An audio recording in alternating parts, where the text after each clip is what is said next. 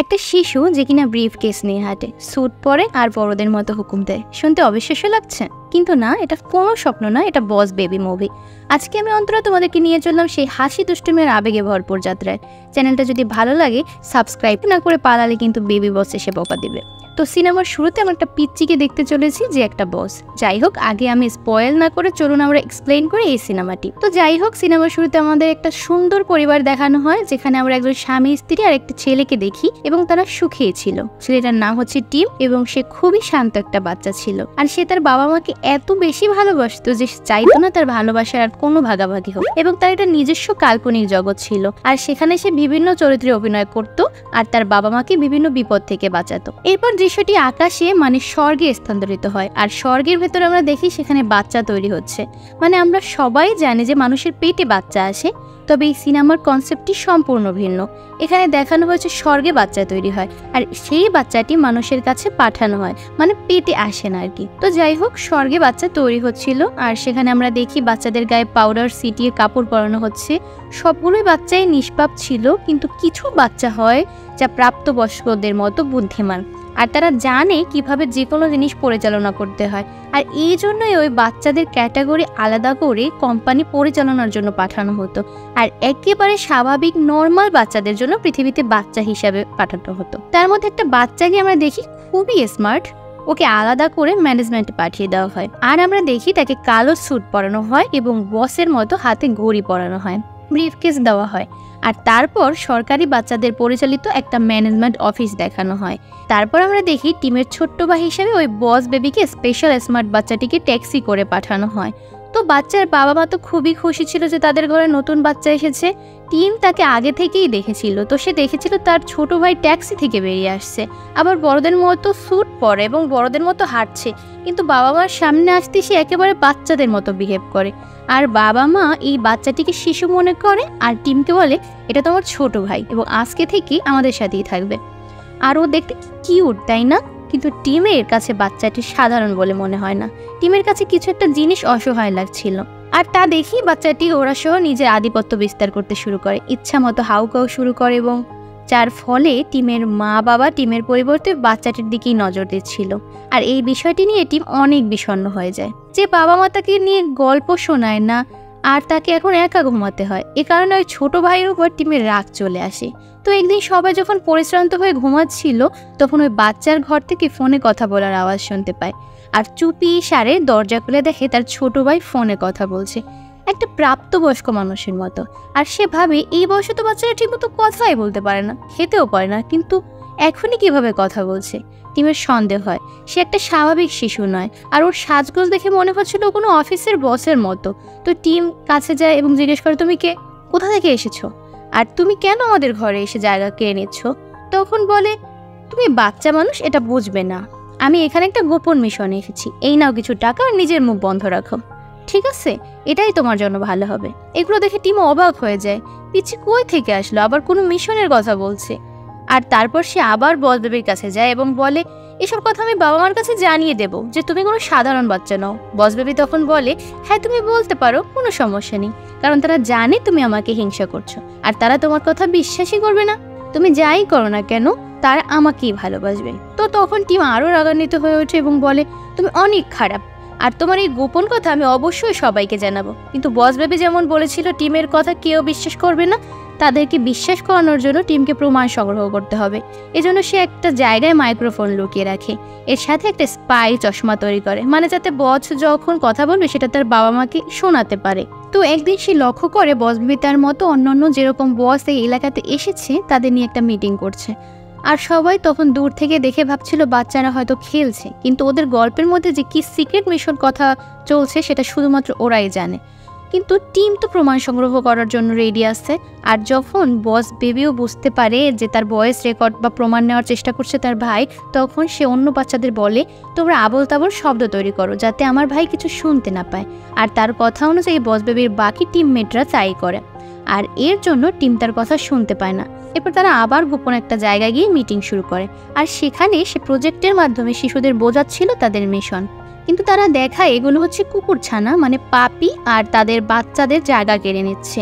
মানুষ আস্তে আস্তে তাদের নিজেদের বাচ্চার চেয়ে কুকুরদের বেশি ভালোবাসছে, কিন্তু মানুষদের অ্যাকচুয়ালি ভালোবাসা উচিত বাচ্চাদের। আর এটা বন্ধ করার জন্য আমাদের এই সিক্রেট মিশনে পাঠানো হয়েছে, এবং আমাদের মিশন হবে মানুষের কাছ থেকে কুকুরদের দ্রুত তৈরি করা। তো একটা কুকুর ছানার কোম্পানি আছে, ওরা এমন এমন সব স্পেশাল কুকুর বানাচ্ছে গবেষণা করে, যার জন্য মানুষ আস্তে আস্তে কুকুরের প্রতি আকৃষ্ট হয়ে যাচ্ছে। আর ওই কোম্পানিটিকে বন্ধ করাই হচ্ছে আমাদের টার্গেট। এই টিম সবকিছু ভিডিও অডিও রেকর্ড করে, আর যখন টিম প্রস্তুত হয়ে যায় তখন টিম অনেক খুশি হয়, আর সে তার বাবা মাকে দেখাতে যাচ্ছিল, কিন্তু পথে সব শিশুরা তাকে বাধা দেয়, আর দৌড়ানোর সময় সবাই মাটিতে পড়ে যায়। কিন্তু টেপটা তখন টিমের হাতে ছিল, আর শিশুরা তার পেছনে দৌড়াচ্ছিল। কিন্তু দূর থেকে টিমের বাবা মা দেখে মনে করছিল টিম হয়তো বাচ্চাদের সাথে খেলছে, এবং তারা খুব খুশি হয়, ভাবে সৃষ্টিকর্তাকে অসংখ্য ধন্যবাদ যে আমাদের বাচ্চারা একসাথে খেলছে। কিন্তু বাস্তবতা তো আর আমরা জানি। যাই হোক, টিমকে তাড়া করার সময় বস বেবি নিচে পড়ে যাচ্ছিল, কিন্তু পড়ার আগেই সে ট্যাপটি পেয়ে যায়, আর তারপর ট্যাপটি রাস্তায় পড়ে, আর তখনই একটা গাড়ি গিয়ে সেটিকে ভেঙে দেয়। তো এখন টিমের কাছে বস বেবির বিরুদ্ধে কোনো সাক্ষ্য প্রমাণ নেই, আর তারপর আমাদের টিম বস বেবির সাথে সেই লেভেলের ঝগড়া শুরু করে। তখনই সেখানে টিমের বাবা মা আসে, আর তারা মনে করে টিম বাচ্চাটিকে অনেক হেনস্থা করছে, আর এজন্য তারা বস বেবিকে কোলে নেয় আর টিমকে অনেক বকা দেয় এবং বলে, তুমি বোঝো না, এটা তোমার ভাই, তুমি ওর সাথে সবসময় লড়াই করো, আজকে থেকে তোমার শাস্তি, তুমি ঘরের বাইরে যেতে পারবে না। আর তখন আমরা দেখি বস বেবি একেবারে নিষ্পাপ একটা বাচ্চা শিশু হয়ে যায়, আর তারপর টিম ঘরে একা বন্দি হয়ে যায়। আর যেমন জানেন টিমের কল্পনা শক্তি রয়েছে, সে দেখে সে একটা কারাগারে বন্দি আছে, আর কল্পনায় সে একটা খেলনার সাথে কথা বলে সঙ্গী হিসাবে। তখন সেখানে বস বেবি আসে এবং টিমের ট্রেনে বসে ঘরে ঘুরে বেড়ায়, এবং টিমকে সে বলে, তোমার জন্য আমি অনেক খারাপ অনুভব করছি, কিন্তু দেখো তুমি আমাকে জ্বালাতন না করলে এমনটা হতো না। আর তখন টিম বলে, আমি বুঝতে পারছি না তুমি কে, কি চাও আমার কাছে।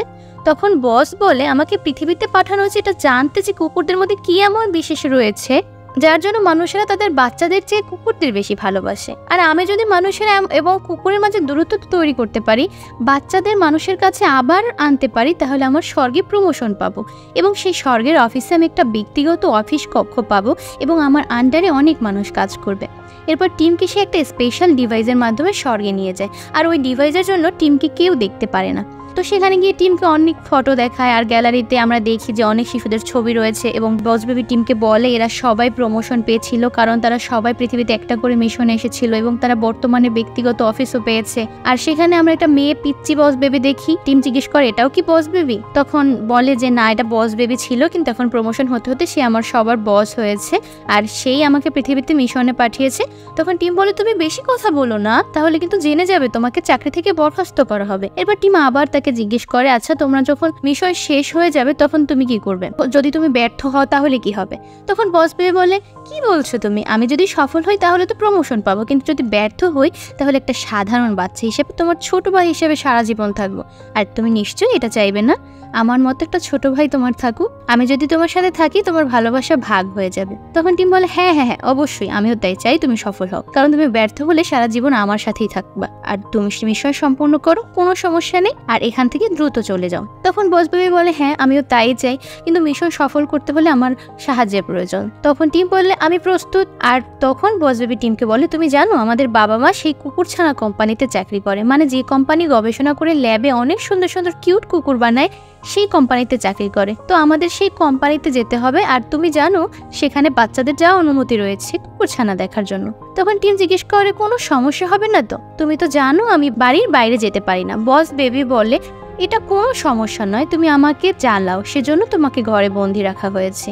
আমাদের এখন বাবা মাকে দেখাতে হবে আমরা একজন আরেকজনকে অনেক ভালোবাসি, একজন আরেকজনের অনেক কেয়ার করি। তো পরিকল্পনা অনুযায়ী তারা কাজ করে। আর তারপর আমরা দেখি টিম তার ছোট ভাইকে খাওয়াতে বসেছেন। তো বাবা মা এটা দেখে অনেক খুশি হয় যে বড় ভাই টিম সত্যিকারের ভাই হয়েছে, সে ছোট ভাইয়ের প্রতি অনেক যত্নশীল। এর ফলে টিমের শাস্তি শেষ হয়ে যায়, তার মানে সে এখন ঘরের বাইরে যেতে পারবে। তো এরপর সেই দিন ছিল যেদিন তার পিতামাতার কোম্পানিতে যাবে, আর সেখানে তাদের একটা ফাইল চুরি করতে হবে যে কুকুরগুলি কি সিস্টেমে বানানো হচ্ছে, কিংবা পরে তারা কি ধরনের কুকুরছানা বানাবে, এরকম আর কি। আর পরবর্তী মডেলের কুকুরছানা আসার আগেই তারা সেটা বন্ধ করে দেবে। এরপর তারা গোপন একটা কক্ষে সেই ফাইলটি পায়, কিন্তু ওই ফাইলটি তাদের জন্য একটা ফাঁদ হিসেবে রাখা হয়েছিল।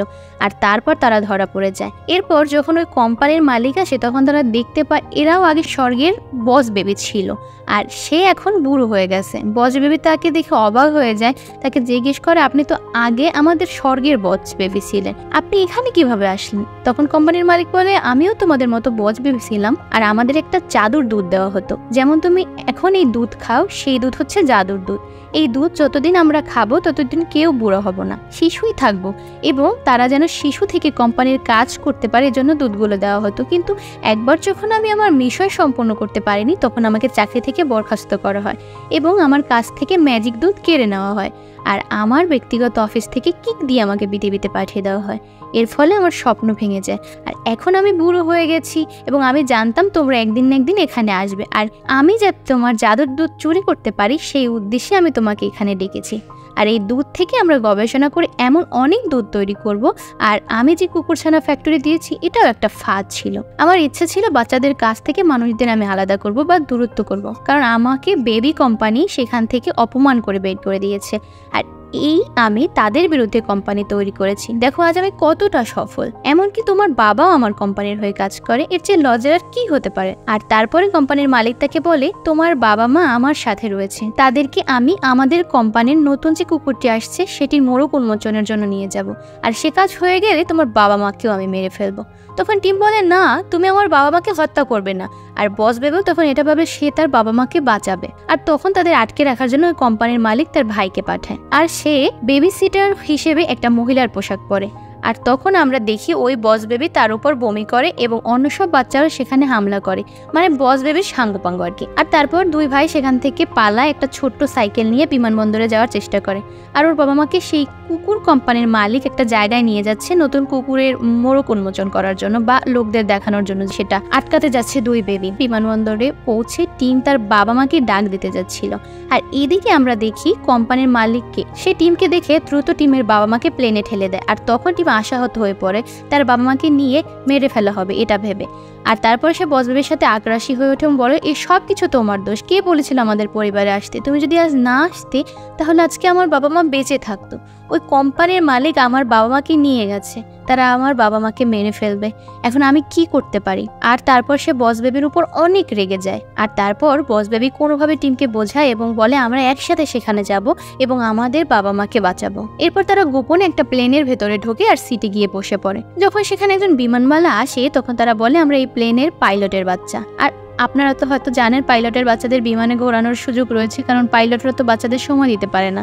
সব দেশে হয়তো নেই, কিন্তু কিছু কিছু দেশে এরকম নিয়ম রয়েছে। এরপর তারা অবশেষে সেই জায়গাতে পৌঁছায় যেখানে কুকুরছানা কোম্পানির ইভেন্ট ছিল, আর সেখানে আজ ওই কোম্পানির নতুন একটি কুকুরছানা লঞ্চ করা হবে। এরপর কোম্পানির মালিক ওই কুকুরছানাকে দেখায়, সেটা একটা ছোট্ট সাদা কুকুর ছিল, আর এটা দেখে মানুষজন তাদের বাচ্চাদের ছেড়ে কুকুরের কাছে আসতে থাকে, আর কোম্পানির মালিক তো এটাই চেয়েছিল। আর তখন টিমের বাবা মা টিম আর তার ভাইকে এত দূরে দেখে নেয়, আর টিম জানে যে তার বাবা মাকে শীঘ্রই হত্যা করা হবে, আর টিমের বাবা মা তখন টিমের কাছে আসবেই তখন তারা দেখে ওই কোম্পানির মালিক ওর বাবা মাকে একটা প্যাকেটে ভরে ফেললো। আর তারপর আমরা সেখানে একটা রকেট দেখতে পাই যেখানে অনেক কুকুরছানা ছিল, আর তাদের বাবা মাকে একটা হার্ট শেপের বক্স আটকিয়ে দেয়। আর ওই মুহূর্তে বস বেবি তার বাবা মাকে বাঁচানোর জন্য রকেটের দরজা খুলে দেয়। রকেটের ভেতরে সব কুকুরছানা ছিল, এই রকেটের সাহায্যে এই কুকুরছানাগুলোকে পুরো পৃথিবীতে ছড়িয়ে দেবে। রকেটের দরজা খোলার পর সব কুকুরছানা বাইরে আসে, আর ওই কুকুরছানার সাহায্যে তাদের বাবা মাকে যে বক্সে রাখা হয়েছে সেই বক্সটি তারা সেখান থেকে নিয়ে আসে। আর মারামারির এক পর্যায়ে কোম্পানির মালিক যে জাদুর দুধ তৈরি করেছিল সেই জাদুর দুধের মধ্যে সে নিজেই পড়ে যায় এবং সে বাচ্চায় পরিণত হয়ে যায়। আর তারপর তার ভাই তাকে আনন্দ করে উপরে তোলে, মানে লাস্টের অ্যাকশন মুহূর্তটা আমি শর্টকাটে বলে দিলাম আর কি। আর এখানে বস বেবির মিশন শেষ হয়ে যায়, সে রকেট থামিয়ে দিয়েছে, পুরো পৃথিবীতেই শুধু কুকুর ছড়িয়ে পড়া আটকে দিয়েছে। এই কারণে তারা সবাই খুব খুশি ছিল। তখন সে টিমকে বলে, দেখো আমি এখন ফিরে যাব, আমার মিশন সফল হয়েছে, আর আমি এখন স্বর্গে প্রমোশন পাবো এবং আমি একটা নিজের অফিস পাবো।